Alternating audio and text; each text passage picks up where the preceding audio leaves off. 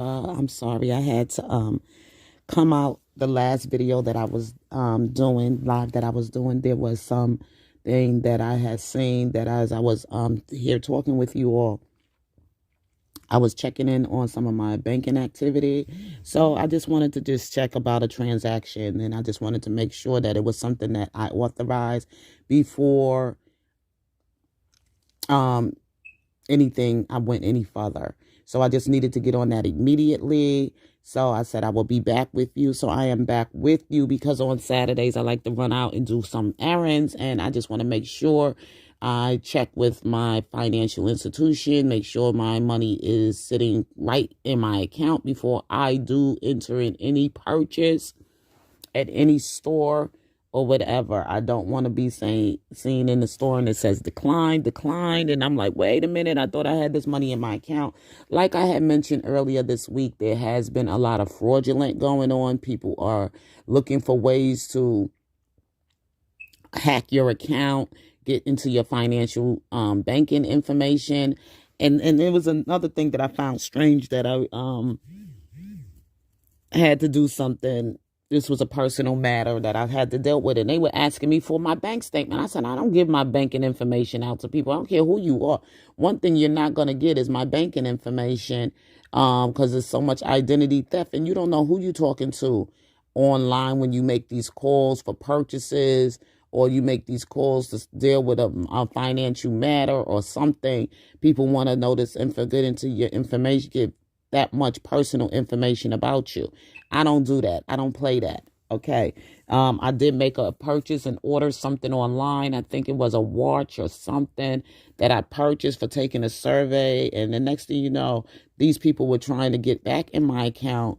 And thank God that the financial institution that I bank with was able to see the suspicious activity and made sure that they put my account on hold until I was able to call them to authorize if it was me trying to make this purchase, or this transaction authorized by me. And I called and I said no, it wasn't, because they saw that the digits on the money, it looked kind of suspicious. So they did make sure that I was not able to make any transactions again on that account until I was authorized, if it was me who gave the okay for.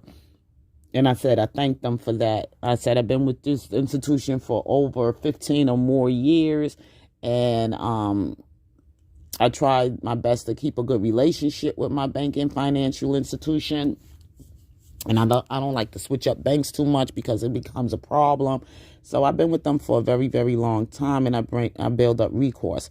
So anyway, and that's what I wanted to just share with you. But anyway, moving on, like I was just discussing with you earlier about this book that I want to have a book discussion about here on my channel. I would love to hopefully she will accept my invitation and also be willing to come to YouTube and discuss her book with us. And the reason I chose this woman is because she touches on a lot of things that I've seen that these women from Surviving R. Kelly did to Robert Sylvester Kelly. And just so people can see another side of things, that, men be under, like some blogger said, men are under attack, whatever. But yes, there are some men there are some, not all. I'm going to put it that way, not all, because some deserve what they got coming to them. And then there are some who are really being victimized out here, like really taken for advantage of because of their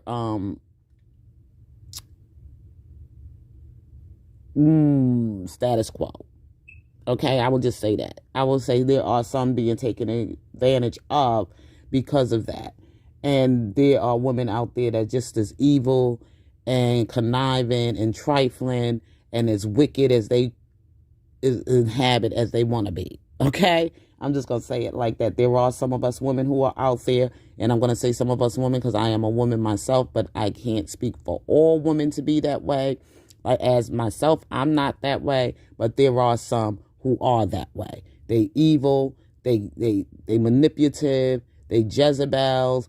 They wicked and cruel. You got some Jezebel men out there too that do the same thing, that prey on women, vulnerable, weak, desperate women. And then there are some men out there that are good men, that are really, truly good men, and that are trying. And some things they just can't help through their own masculine nature, because of their nature. And there are some out there that just don't give a damn. They're selfish and just like some women, evil. There's just some evil and good men and women out there. And I just wanted her to come and talk, because she brings a lot of balance to her conversation on relationships with women and with men. And not only, most of the women that she's mostly talk of is women of her own community, which is the black women in America. Like black women talking this stuff about liberation or whatever. She's like, I like when she spoke on the fact that that's not our problem. We don't have anything to be liberated about. We've been liberated from our black men for how many years? You know what I'm saying? So where we following these other kind of women for talking about liberation, that's their problem, not ours. So she spoke on that, and I really touch and agree with her on that a lot, because that has always been our problem. That has never been our problem of being liberated. We've always, I'm going to go back and let y'all listen to this, and y'all can hear it for yourself, because I really,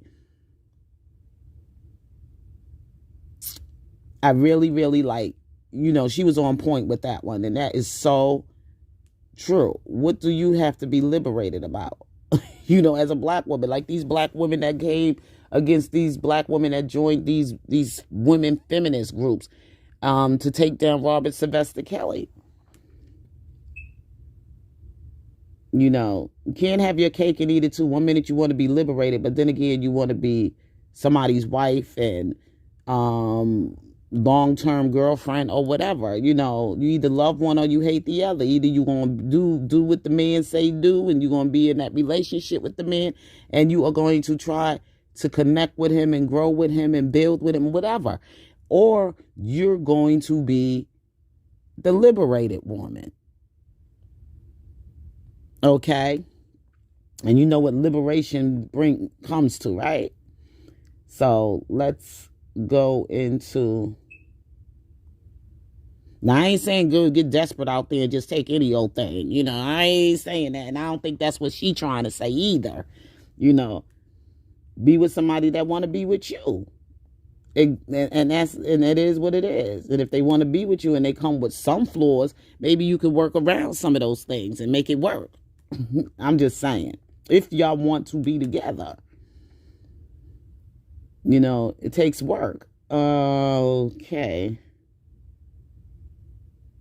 I'm trying to find this conversation so that it was a very good point she made, and I just wanted to just share that. Let me see if I can find it.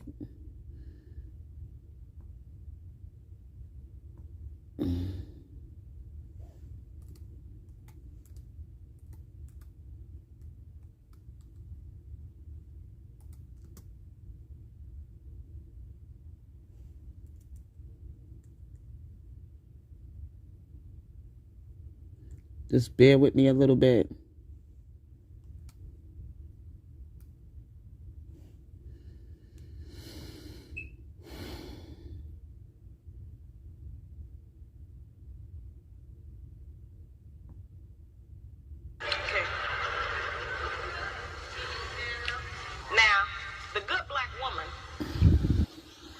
Has 7 attributes, and then I'm going to explain to you how to utilize those in your day-to-day life. The good black woman has self-discipline, courteousness, cheerfulness, self-respect, intelligence, cleanliness, and love. Now, we've heard that terminology. It's like one of those where they tell you pull yourself up by your own bootstraps. What do that mean? How can I make that functional in my day-to-day life to benefit me as a practice? It sounds like all theory. Where's the practice? What do I do? The good black woman has self-discipline. That's self-control. Let me make that real for you, sisters. We can start with our mouth. The good black woman can control her mouth. She don't have to say everything that comes up. It's okay if he get the last word sometime. You know? She don't cuss in public.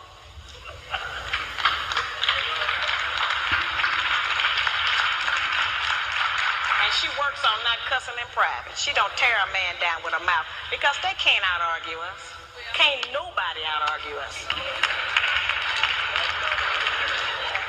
I have charged that we nag our men too much. We keep our men's head tied up so much with our petty grievances about our personal relationship that he don't have time to think and plan for our future. Because he got to deal with what's going to happen with us every day. You know, it's real odd. When the black man come home, he almost have to do a wind test or stick his toe in the door. He don't know what's waiting. He don't know who in there today. He know it's a possibility that there's some kind of new monster that he didn't even know about yesterday. So, you know, we need to not make it like that. We need to not be so vicious with our mouth. You know, men are not petty like that. They're not going to out-argue us. And it has been proven that verbal abuse is just as harmful as physical abuse. So let's not use our mouth to do that to him. The good black woman is courteous. She says, thank you, baby. I appreciate you doing that. I appreciate every effort you make. Try harder. I'm going to work with you. Thank you. I know you did your best. Now that's a whole new language.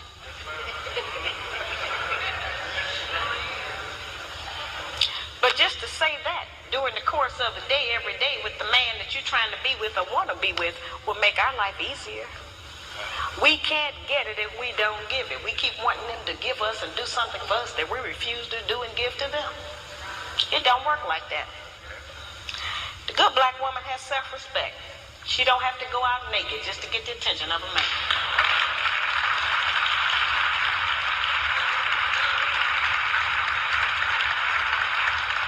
I have sisters all over the country, and they come up to me after the lectures, and they'll be talking to me, and they'll say, well, you know, all he think about is sex. All he think about is my body. I say, why don't you show him something else?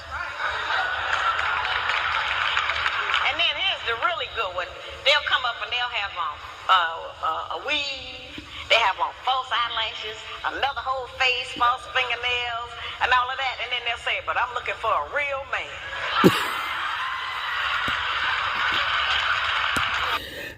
Okay, y'all. I had to laugh at that part.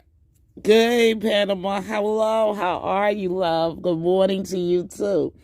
I had to laugh at that because that is so true.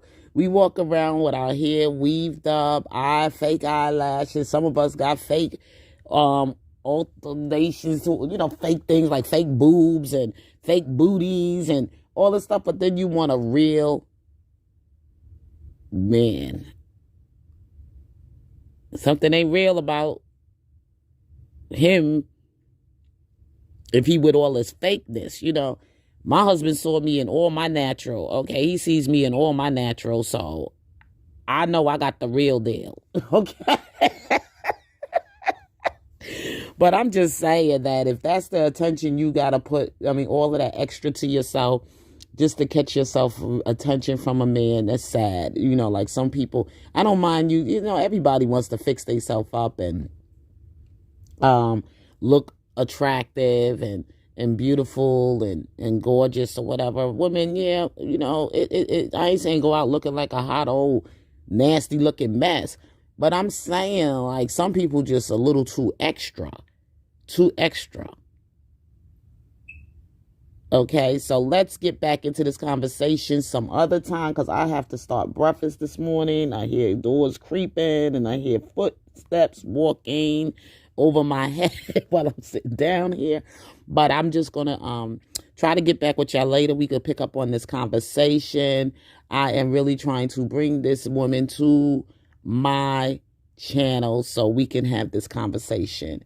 Okay, so and especially surrounding this R. Kelly thing about these women that took R. Kelly down and the women that claimed that he victimized them and all this craziness, and he was charged with these 9 counts of RICO and ready to go to his next trial in Chicago that should be taking place. I'm not sure what date. I keep saying March. I keep saying February. But I really don't know. I know they making some kind of preparations, and he got a new legal team that will be working with him on his next fight. Lead attorneys, I would say, because Steve Greenberg will not. I'm sure Steve Greenberg is still on the team, and so is Michael Leonard, but they just not going to be fighting in the lead of the fight in Chicago. If people can really understand how this whole thing works. So anyway, y'all, I'll be getting back with y'all later. Let me get out of here. Let me start breakfast and let me get my day going. And if God's willing, I'll be back with y'all later on in the evening. So you all be safe, stay warm. It's cold out there. Out here it's 14 degrees. So like I said, you all be safe. God bless you. Love you. Peace.